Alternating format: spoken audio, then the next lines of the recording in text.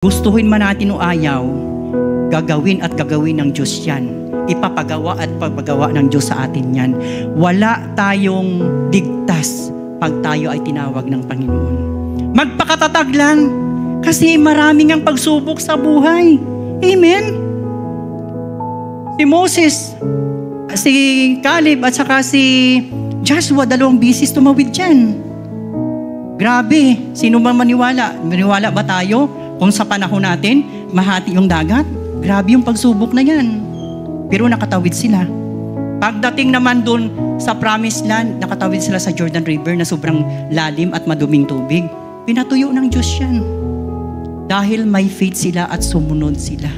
Si Joshua, sa panahon ng kanyang nakalungkutan dahil nawala na si Moses, napagod rin siya, pero nagpatuloy siya sa Panginoon. Ang gusto ng Diyos, anuman ang kalagayan natin ngayon, go! Go!